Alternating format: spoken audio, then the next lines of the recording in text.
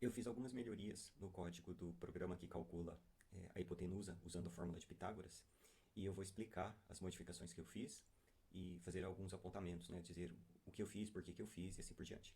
Inicialmente vou mostrar o programa funcionando, então eu tenho a interface gráfica pedindo o valor de B e C. Vou ser bastante comportado nesse momento, vou informar dois valores para B e C válidos, né, 8 e 6, e ele calcula, me mostra com duas casas decimais, mesmo que eu tivesse aqui um número que não dá uma raiz real exata, né? Ele vai me mostrar apenas com duas casas decimais. E se eu fizer o papel de usuário não comportado, ele vai dar uma mensagem de erro.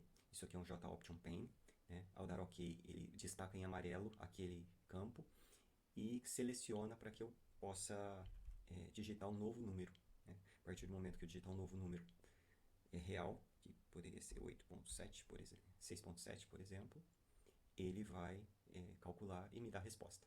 Se eu errar, eu digitar um número inválido, ele vai me dizer onde está o problema, não vai mostrar a resposta, vai limpar a possível resposta daqui, e daí vai solicitar que eu digite um número correto. Outra coisa que eu fiz foi bloquear o text field, no caso aqui de valor de A, né, ou a resposta, para que o usuário não possa digitar nada neste campo. Afinal, não adianta nada eu calcular e o usuário mudar para a resposta que ele quiser. Bem, essas foram as modificações. Agora vamos olhar o código para ver o que acontece. Vou começar aqui, ó, com o título do JFrame, o título da janela. Então aqui eu tenho a instanciação dos componentes que eu vou usar, os labels, os text fields e o botão.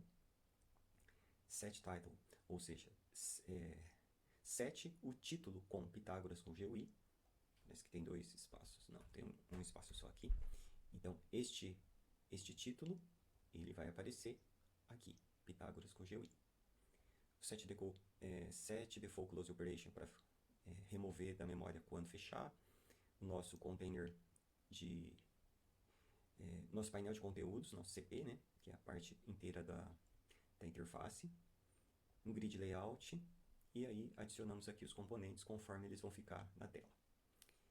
Bem, o valor de A eu setei como não editável, set editable false, ou seja, não permite que o usuário digite nada neste text field. Eu poderia usar um label também para fazer a mesma função, mas fiz desta maneira. Bem, esta parte aqui foi uma maneira de centralizar os labels na interface gráfica. Então, em vez deles ficarem alinhados à esquerda, eles ficaram centralizados nesta parte aqui. Então, isso aqui foi para responder a pergunta do José, tem outro vídeo falando sobre isso. O listener, que é o botão calcular, e eu adicionei uma variável aqui do tipo inteiro, chamada aconteceu um erro.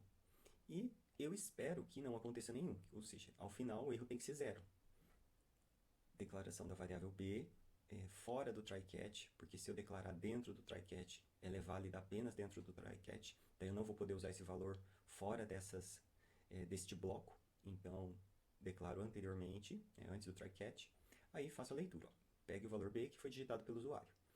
Se tiver tudo certo, ele vai pintar de branco o fundo, né? E vai dizer que não aconteceu nenhum erro. Erro continua sendo zero.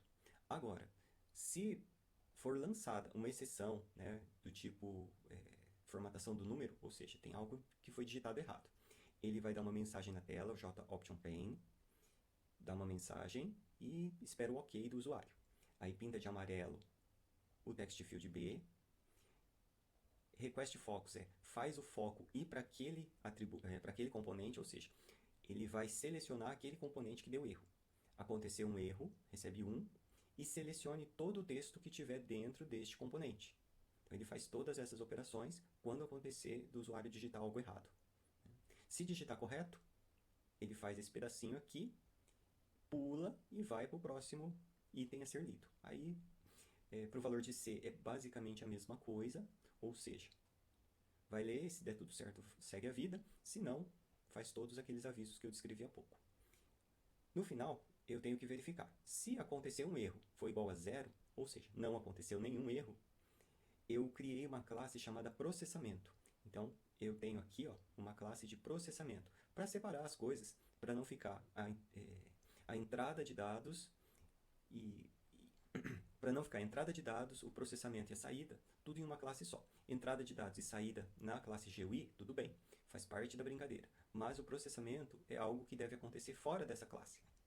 Então eu criei a classe processamento, aqui estou instanciando a classe processamento. Vou usar uma formatação de tela, uma formatação de número, com o auxílio desta classe que faz parte do Java, ou seja, decimal format, é uma maneira de formatar números. E eu disse para a classe que eu quero formatar números de acordo com esta máscara, ou seja, eu poderia ter um número muito grande, ele iria colocar, aqui no formato em inglês, né? Então, vírgula, vírgula, vírgula e ponto. Para nós, em português, isso aqui vai ser invertido, é ponto, ponto, ponto e vírgula. Mas eu tenho que lembrar que como programador eu coloco o formato em inglês e o sistema operacional vai traduzir isso para mim para o formato em português. Então, isso aqui chama-se máscara para formatação. Aqui eu tenho o cálculo da hipotenusa, né? Eu peço uma variável chamada hipotenusa, onde eu vou fazer o processamento e get hipotenusa. Vou passar para este método, que é uma função, passar para este método os valores de B e C, que eu li anteriormente, né? E que estão corretos. Então, eu estou passando já formatadinho, bonitinho. Então, eu passo os valores de B e C, e ele vai lá para a classe processamento. Vamos olhar a classe processamento. Clique duplo aqui. Eu gosto de fazer assim, eu seguro a tecla Ctrl e clico no método, ele vai abrir exatamente o ponto que me interessa. Está aqui. Então, o método getHipotenusa vai me retornar um double. Eu recebo os valores de B e C, faço a conta bonitinha, armazeno nessa variável e retorno o valor desta variável. Até poderia pegar isso daqui e retornar direto, mas assim fica mais elegante. Bem, a classe de processamento, ela tem os atributos A, B e C, né? Tem gets e sets que nós não usamos para este exercício, mas que poderiam ser usados. Retornando para a classe GUI, então ele obtém a hipotenusa. Notem que aqui eu não tenho cálculos na classe de GUI, né? Eu apenas solicito que outra classe calcule e me dê a resposta. E aí eu vou usar o decimal format, que me retorna uma string. Então, ó, formate, pega a hipotenusa, formate, de acordo com essa regra que eu coloquei aqui, usando a classe decimal format, que eu instanciei nesta linha, e atribuo o valor para o texto do text field do valor A. Isso se não houver nenhum erro, né? Se o erro for igual a zero. Se acontecer do erro ser diferente de zero, eu quero que não mostre nada no text field do valor A. Eu até poderia colocar aqui, ó, text field resposta. Tem um recurso bastante útil do NetBeans, que se eu quiser mudar o nome de uma variável que está acontecendo em diversas partes do código, basta eu escolher uma dessas ocorrências, por exemplo aqui, dar um Ctrl R de refatorar, e mudar, por exemplo, text field hipotenusa. Refatorar. E ele refaz, ó, todos aqueles nomes que foram usados no código. Então é um recurso que eu uso muito, né? Eu coloco o nome de uma variável e se eu não gostei, depois eu mando refatorar. É Ctrl R e daí modifica-se o nome. Bem, essas foram as modificações que eu fiz. Tem o comando pack aqui, que faz com que ele ajuste o tamanho da janela. De certa forma, isso aqui, ó, já que tem um pack, este comando está inútil. Pelo seguinte, eu vou tirar o pack só para demonstrar.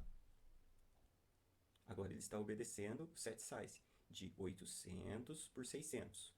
Mas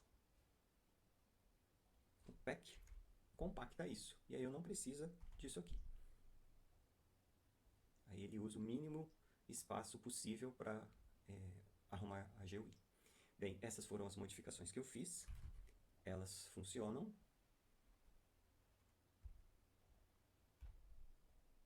Fazem a conta. E agora está protegido contra erros ou possíveis erros do usuário.